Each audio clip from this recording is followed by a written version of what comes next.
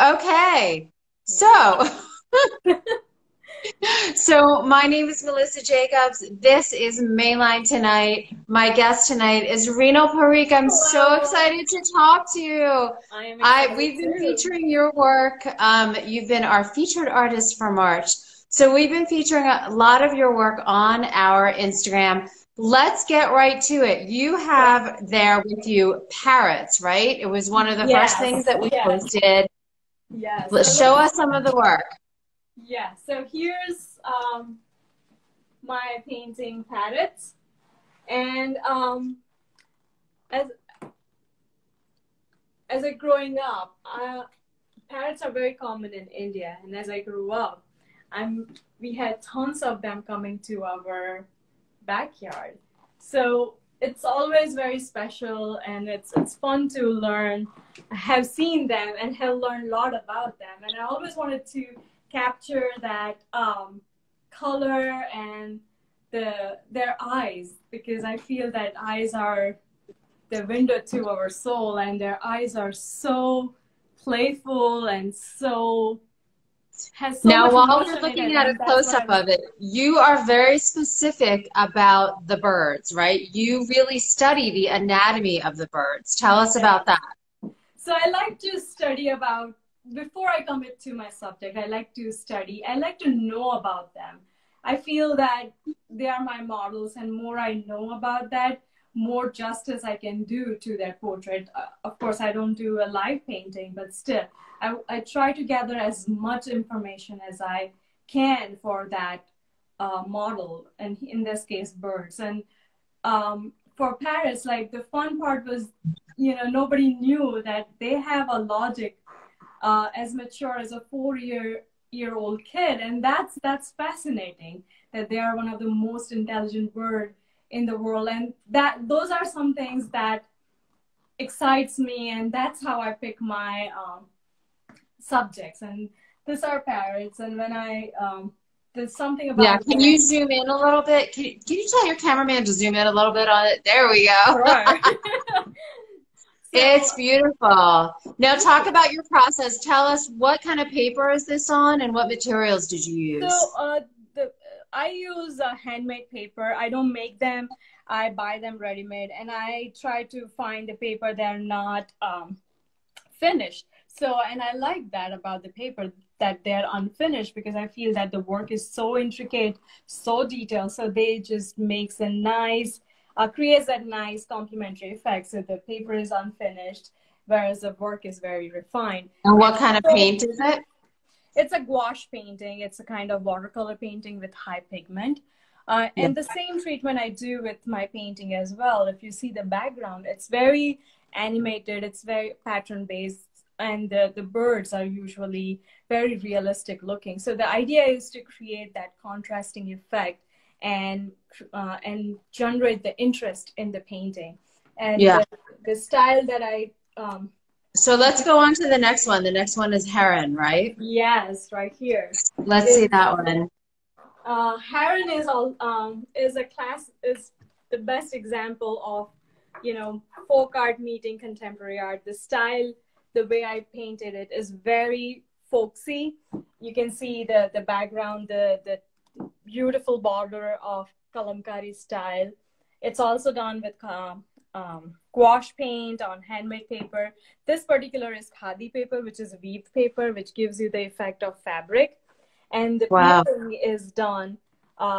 The subject matter is very contemporary. Here I took heron, and I was trying to create a landscape using that subject. So the focus was on the silhouette of the heron, but the style, the pattern and design element is from Kalamkari.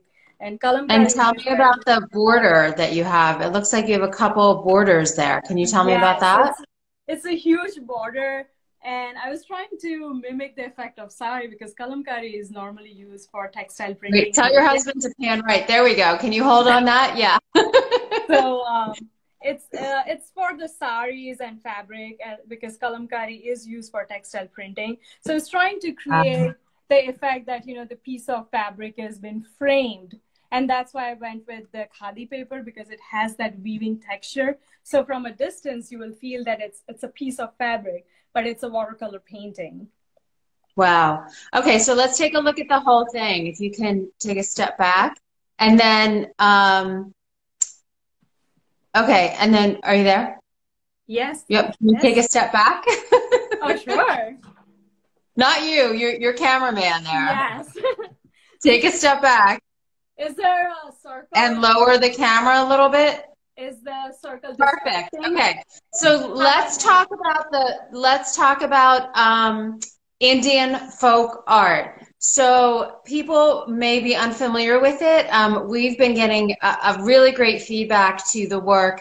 Yeah, there's so much life in your paintings. I agree, Jamie. So, but there's this very specific tradition that you are painting in. So tell us about Indian folk art. You told me it's mostly done by women in India, right? So Indian folk art is, every state in India has its own style of Indian folk art, and they are so apart from each other, but what unites them is most Indian folk art is done by women in India. So there are three particular folk art that has been heavily influenced my work. And one of them is Warli. Another one is Madhubani and Kalamkari. I showed you Heron is a classic example of Kalamkari style of painting, which is a textile printing style. And I use them to make my landscapes, and oftentimes more of a scene, a composition of word. Whereas I try and use Madhubanis for more for a bird portrait, because the definition of Madhubani style of folk art is there is no negative space. Everything is filled with flowers, leaves, and geometric shapes. So when I learned that style through my travels in India, I was very fascinated.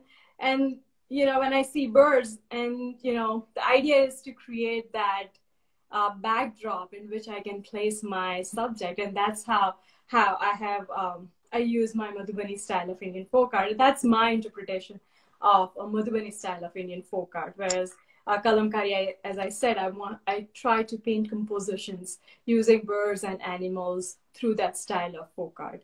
And you have a really strong connection to birds and animals, but it started when you were a child, right? Yeah. Growing up in India, there was a park that you went to. Tell us about that.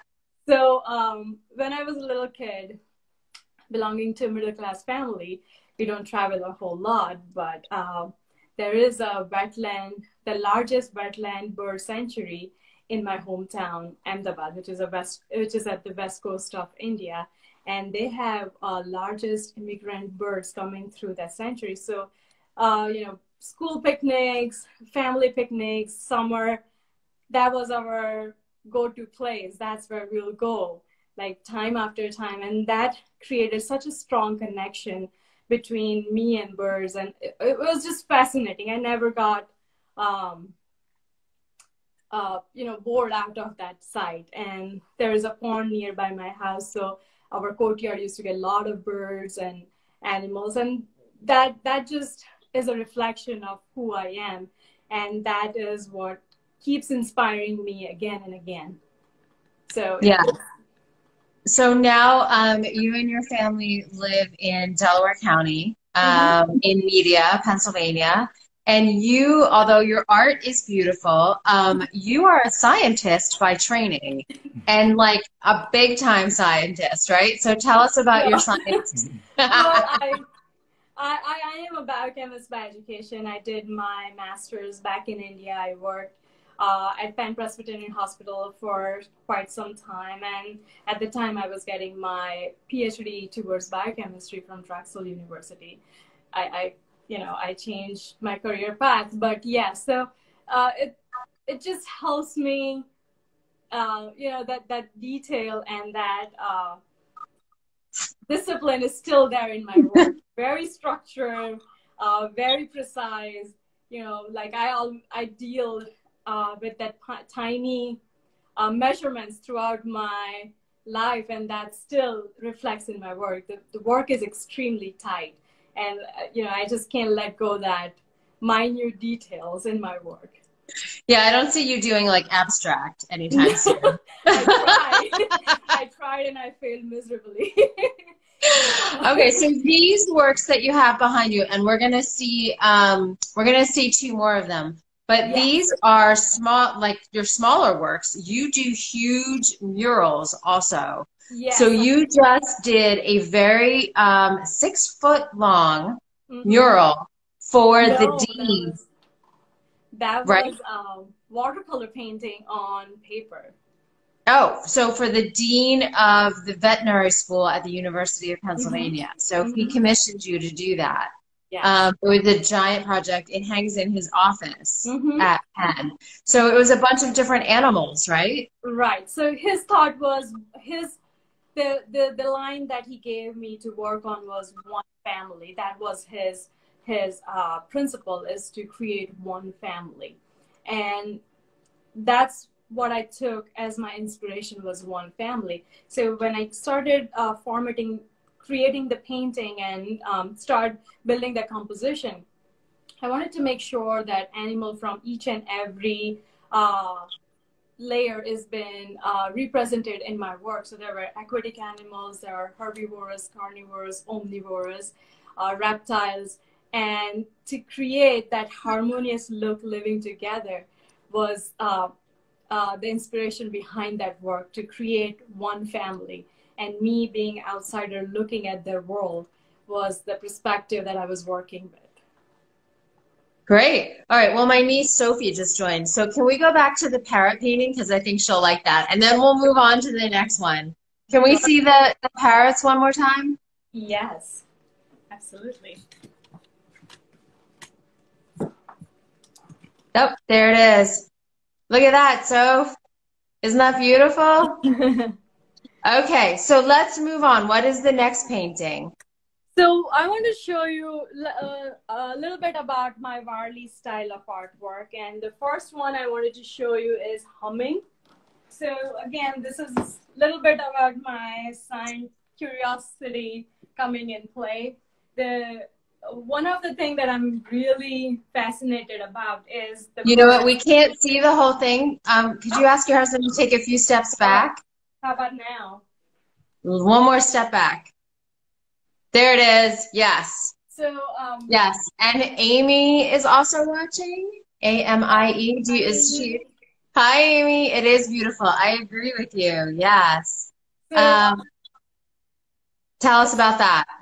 So the painting is called Humming, and the idea was my fascination when I see all the birds trying to fly together, and that's where I started reading about them, and then I stumbled upon the rare phenomenon called murmuration. It's been practiced by starlings, and it's caused by multiple reasons. And one of them is when they feel the presence of predator, they just start lift all together and create those murmuring sound and make this organic shape in the sky.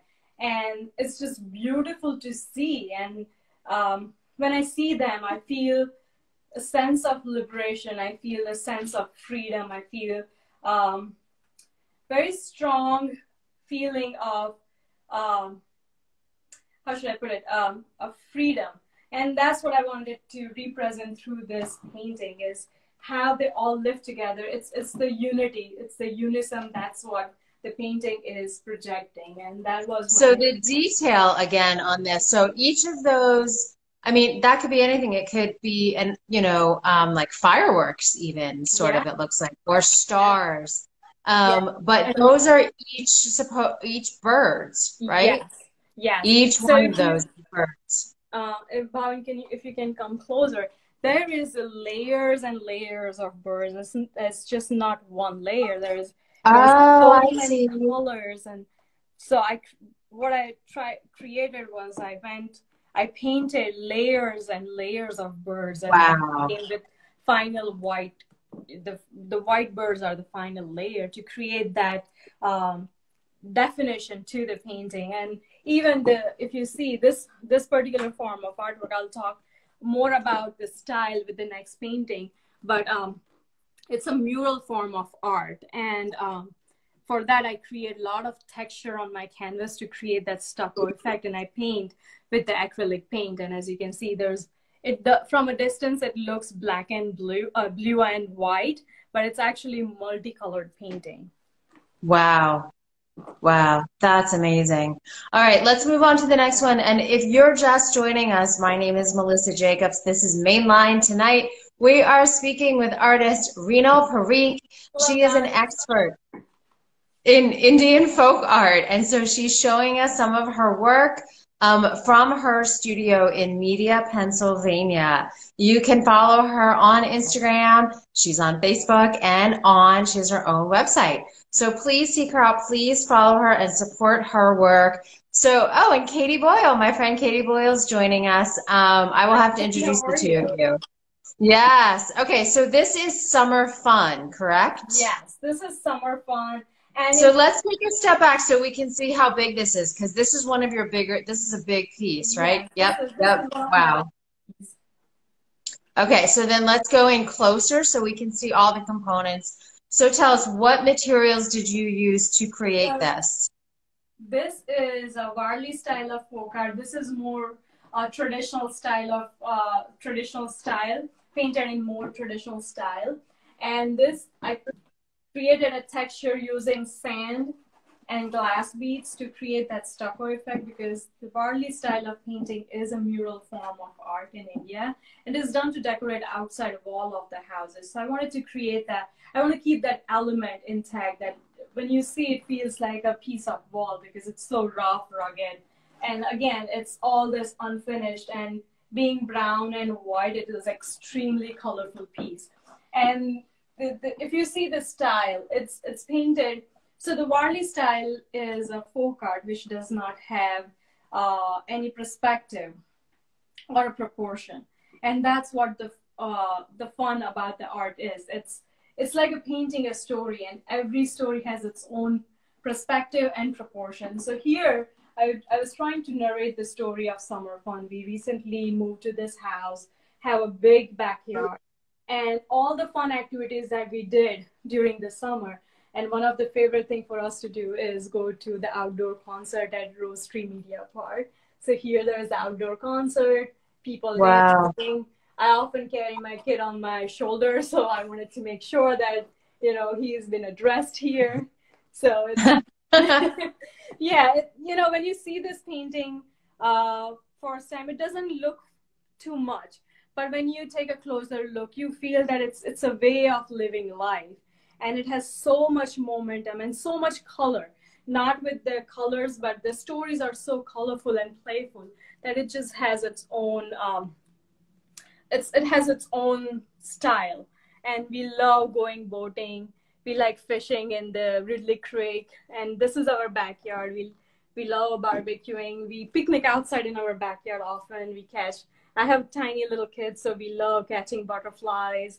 And we fly kites, and that's our neighbor's dog. And so there's a lot there. And I want to say hi to Rachel Romanoff. She's joining us as well.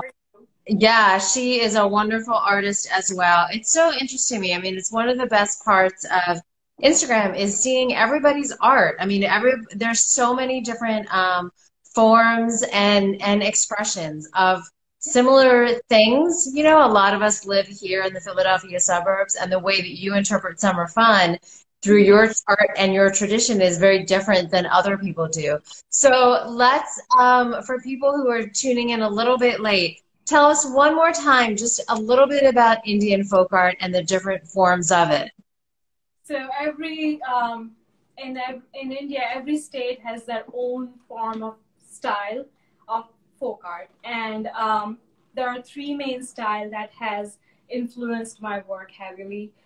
Those are Madhubani, Kalamkari, and Warli style. Madhubani is more colorful, two-dimensional form of art where there's no negative space. All the negative space is addressed by flowers and birds and geometric shapes. I often use that style to create a beautiful backdrop in which I place my models, and my models are often birds. I don't paint live paintings, but I do a lot of research and study them before I commit to them. So I feel like I know my model, and there is some sort of connection going between me and my subject. The other form is Kalamkari. Kalamkari is a textile printing style in India, and I use that style to create a composition, a landscape, and a place, and use silhouette of birds and animals to create that outdoor element to it. They're very decorative, and when you see at a large, you feel like, oh, the scarves or skirt might look really good out of it, because it is an adaptation of a textile form of art. And the other form of art that has influenced my work a lot is Warli style. I often tell my personal stories or my emotion through that form of art, like the one I showed earlier, humming. That's where I want to portray the sense of freedom, the sense of liberation, the unity that I feel when I see a group of birds taking a flight. And that's what I try to portray with that style. Or I try and write stories, something about my past, my childhood, my kids, my family, through this form of art. And Indian folk art has been done by women. So most of the styles. Yeah, why is it? You said that before. Why is it mostly done by women? Well, I mean, most good things are, but why in India? Well, that's a good question. I guess it was a form of, I feel, and most of the Indian folk art were community-based art. So I feel like that's where the women used to connect and spend their afternoon. That was a form of entertainment for them. Like Warli, the group of women will come together after lunch, and they will decorate each other's house. And Warli is a temporary form of art. So one rain and everything washed out. So they will go around the village, and they will decorate each other's house. So it's like a book club. Like women get together, have a nice cup of coffee, and have a nice conversation while painting. And that's what this essence I have when it comes to Indian folk art and women, why it was more women-based art. Yes, well, and I want to say hi to Jan. She's just joining us also. She's another wonderful female artist. So this is the perfect thing for International Women's Day. I am so honored to have you on Mainline tonight. Please thank your husband for acting as our cameraman. So Rinal Parikh, it's wonderful to know you. It's wonderful to see your art. Thank you so very much for being on Mainline tonight. Please go follow her and support her art. That's it for us tonight on Mainline Tonight. We'll see you again soon. Take good care. Bye-bye.